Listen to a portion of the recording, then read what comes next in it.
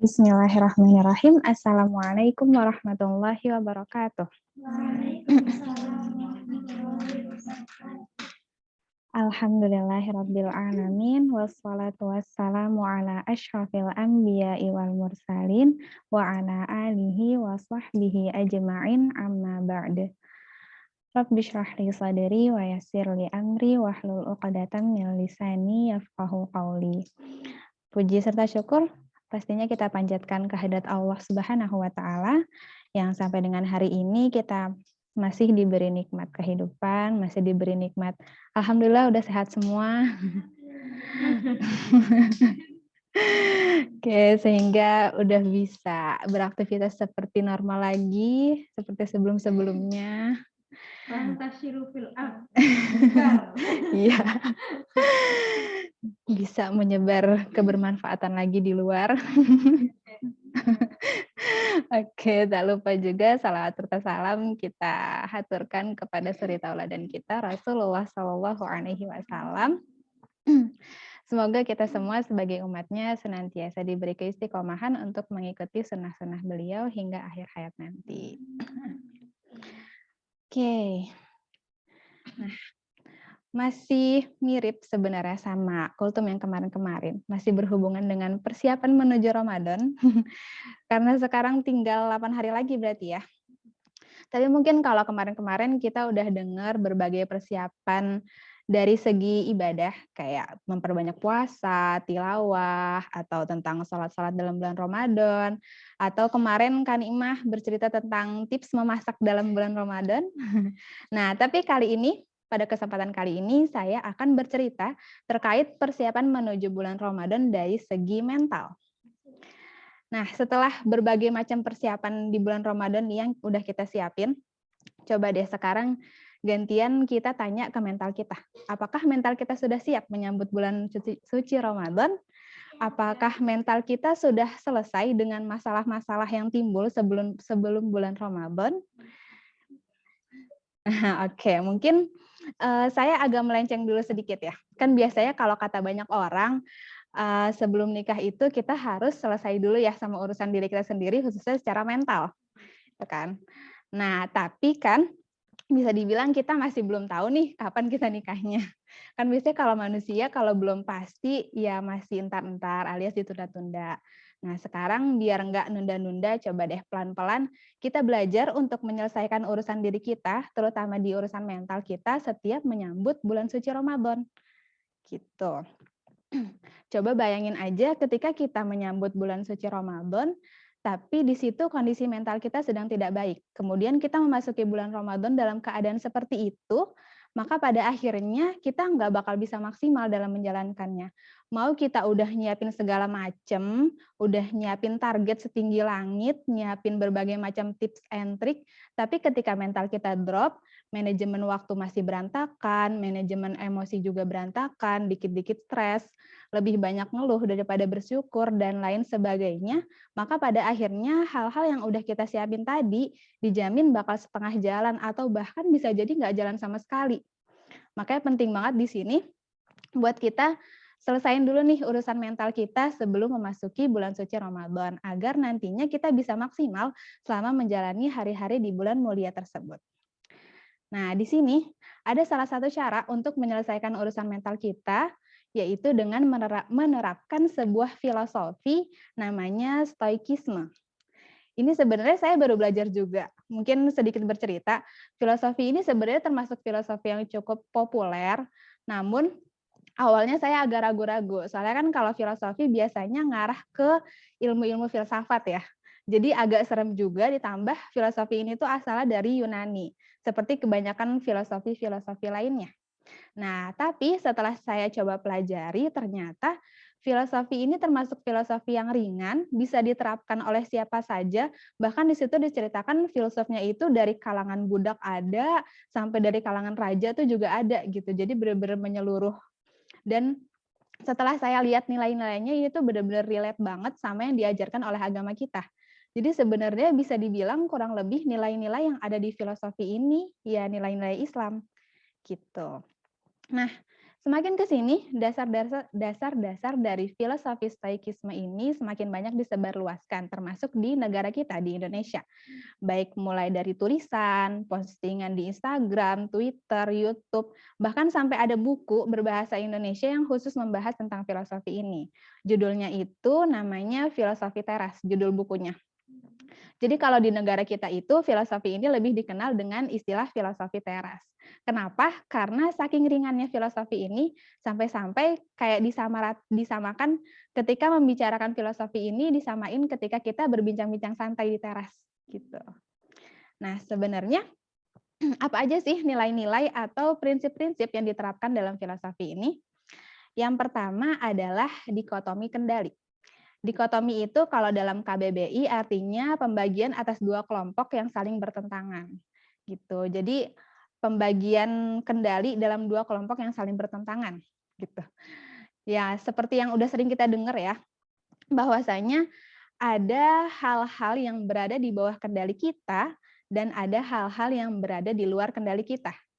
Jadi filosofi Stoikisme ini menuntut kita untuk paham betul mana saja yang ada di bawah kendali kita dan mana saja yang ada di luar kendali kita.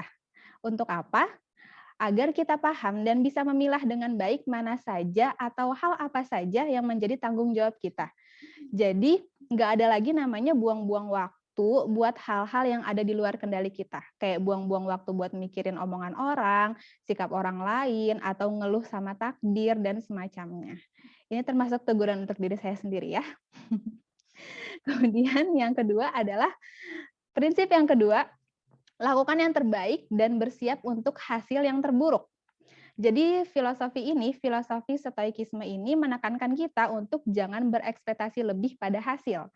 Jadi cukup lakukan yang terbaik, usaha maksimal, ikhtiar maksimal, doa maksimal, kemudian untuk hasilnya ya tinggal ketawakal. Kita beri ruang 50-50 untuk hasilnya. Bisa jadi berhasil, bisa jadi gagal, bisa jadi diterima, bisa jadi juga ditolak, bisa jadi baik, bisa jadi buruk. Gitu. Jadi apapun hasilnya kita hadapi dengan sewajarnya. Nggak pakai overthinking, sedih atau kecewa berlebihan, atau bahkan sampai stres berlebihan. Kenapa? Karena tadi kan kita di awal udah usaha maksimal, jadi nggak ada penyesalan karena kita udah usaha atau ikhtiar maksimal di awal. Terus apapun hasilnya, pasti kita sudah mendapatkan pengalaman dan pembelajaran selama prosesnya itu. Dan kemudian karena kita juga udah mempersiapkan kemungkinan terburuknya di awal. Gitu. Nah, sama seperti yang kita lakukan sekarang, mempersiapkan bulan Ramadan dengan sebaik-baiknya, semaksimal mungkin, kemudian memperbanyak doa juga dari sekarang.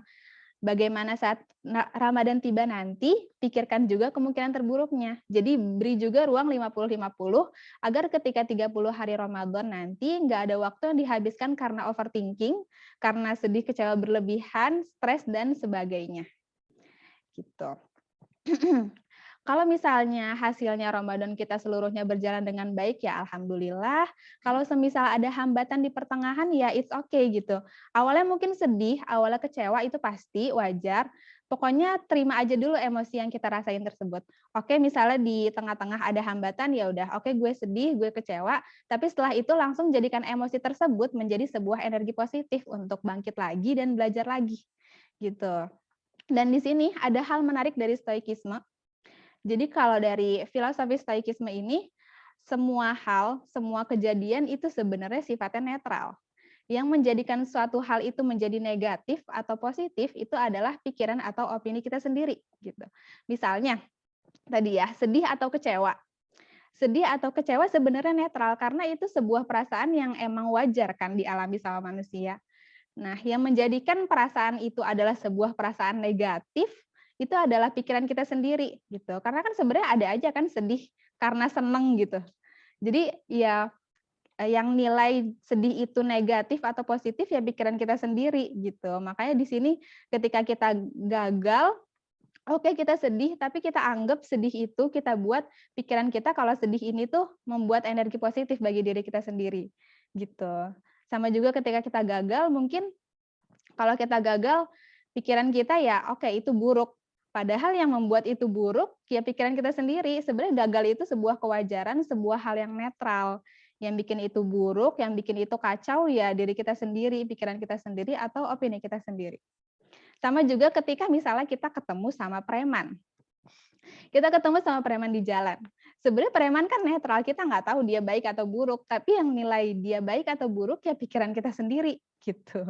Jadi pada filosofi ini sebenarnya semua itu dianggap netral, yang bikin dia positif, negatif, baik, buruk adalah pikiran dan opini kita sendiri, gitu.